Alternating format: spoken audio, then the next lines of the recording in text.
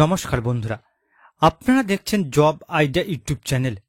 বন্ধুরা, বাংলার বাড়ি উপভোক্তাদের জন্য দ্বিতীয় কিস্তির টাকা দেওয়ার ঘোষণা মুখ্যমন্ত্রী মমতা বন্দ্যোপাধ্যায়ের।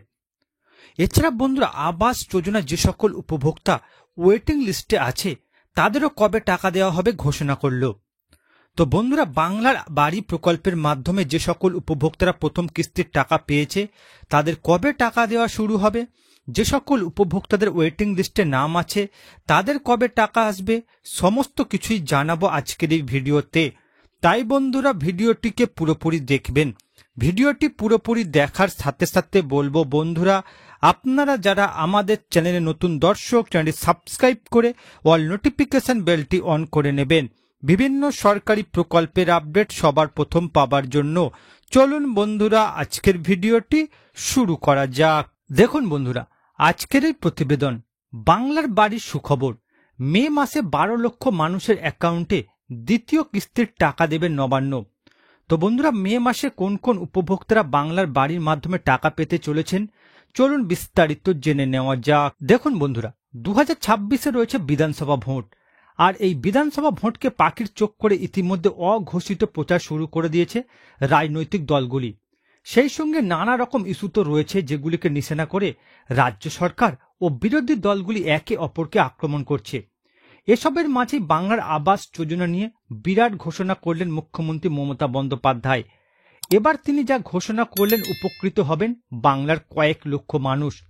এমনিতেই শোনা যাচ্ছিল যে সময়ের আগেই আবাস যোজনায় আবেদনকারীদের ব্যাংকে সময়ের আগে টাকা পাঠানোর ব্যবস্থা করবে রাজ্য সরকার। এই পর্বে জোর কদমে কাজও করছে রাজ্য প্রশাসন। নবান্নের তরফে জেলায় জেলায় পরিস্থিতি খতিয়ে দেখে রিপোর্ট অবধি জমা দেওয়ার নির্দেশ দেওয়া হয়। তবে এরই মধ্যে এবার বিরাট ঘোষণা করে দিলেন মুখ্যমন্ত্রী। যেহেতু বাংলার আবাস যোজনার টাকা বন্ধ রেখেছে কেন্দ্রীয় সরকার, সেজন্য সরকারের তরফে নাম বদলে আনা হয়েছে বাংলার বাড়ি। আর এতেই থাকা কয়েক লক্ষ মানুষকে পরবর্তী কিস্তির টাকা পাঠানো কবে হবে সেই দিনক্ষণ ঘোষণা করলেন মুখ্যমন্ত্রী মমতা বন্দ্যোপাধ্যায়। এবার দেখুন বন্ধুরা, বাংলার বাড়ি প্রকল্পের মাধ্যমে যে সকল উপভোক্তা প্রথম কিস্তি 60,000 টাকা পেয়েছে তাদের দ্বিতীয় কিস্তির টাকা কবে দেওয়া হবে। বন্ধুরা, বাংলার বাড়ি প্রকল্পের মাধ্যমে ইতিমধ্যে 12 লক্ষ আবেদনকারী প্রথম কিস্তির টাকা পেয়েছেন। বাকি রয়েছে আরও 16 লক্ষ মানুষ। এবার তারা চলতি বছরের ডিসেম্বর মাসের মধ্যেই প্রথম কিস্তির টাকা পেয়ে যাবেন বলে জানালেন মুখ্যমন্ত্রী মমতা বন্দ্যোপাধ্যায়। মঙ্গলবার মেদিনীপুরে প্রশাসনিক সভায় মুখ্যমন্ত্রী বলেন, 57 লক্ষ বাংলার বাড়ি আগেই আমরা করেছি গত 14 বছরে। কেন্দ্রীয় সরকার 3 বছর ধরে বন্ধ করে দিয়েছে বরাদ্দ, তাই আমাদের টাকা থেকে 12 লক্ষ বাংলার বাড়ি করতে ইতিমধ্যে অর্ধেক টাকা দিয়েছি। বাকি অর্ধেক টাকাও পেয়ে যাবেন ওই 12 লক্ষ মানুষ। মে মাসে আবাসের দ্বিতীয় কিস্তির টাকা পাবেন 12 লক্ষ উপভোক্তা।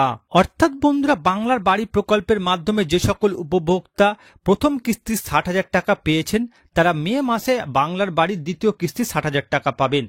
এছাড়া বন্ধুরা, যে সমস্ত উপভোক্তাদের ওয়েটিং লিস্টে নাম আছে তারা এই বছর ডিসেম্বর মাস থেকে প্রথম কিস্তি 60,000 টাকা পাবেন। এবার দেখুন বন্ধুরা, মুখ্যমন্ত্রী জানান বাংলার বাড়ি প্রকল্পের মাধ্যমে 28 লক্ষ বাড়ি তৈরি করা হবে, যার মধ্যে 12 লক্ষ উপভোক্তা মে মাসে টাকা পেয়ে যাবে।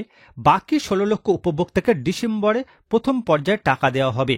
আর 2026 সালে মেতে দ্বিতীয় পর্যায়ে টাকা। 2024-এর লোকসভা ভোটের আগে মুখ্যমন্ত্রী মমতা জানিয়েছিলেন রাজ্যই আবাস প্রকল্পের টাকা দেবে। 2021 সালের ভোটের আগে ভাগে লক্ষ্মীর ভাণ্ডার প্রকল্পের ঘোষণা করেন মুখ্যমন্ত্রী। সেই সময় দলে জেতার ক্ষেত্রে এই প্রকল্প অনেকটাই গেম চেঞ্জার হিসেবে কাজ করেছিল বলে মত বিশেষজ্ঞদের।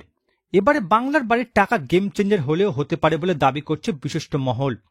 বাংলার বাড়ি প্রকল্পে মোট 28 লক্ষ উপভোক্তার নাম রয়েছে, যার মধ্যে 12 লক্ষ উপভোক্তাকে বিগত ডিসেম্বরে প্রথম কিস্তি 60,000 টাকা দেওয়া হয়েছে।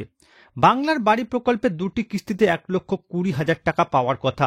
মুখ্যমন্ত্রী বলেছেন, বন্যায় যাদের বাড়ি ক্ষতিগ্রস্ত হয়েছে তাদেরও আমরা বাংলার বাড়ি প্রকল্পে টাকা ঢুকিয়ে দিয়েছি। ঘাটালে বন্যা হয়েছিল, জলপাইগুড়িতে টর্নেডো হয়েছিল, ক্ষতিগ্রস্তদের টাকা ঢুকিয়ে দিয়েছি। মুর্শিদাবাদে যাদের বাড়ি ক্ষতিগ্রস্ত তাদেরও বাংলার বাড়ি প্রকল্পের মধ্যে নিয়ে নেওয়া হবে। তার আশ্বাস, 28 লক্ষ বাড়ি সম্পূর্ণ করে দিচ্ছি, তারপরে যদি কারোর বাড়ি থাকে পরে আবার করে দেব।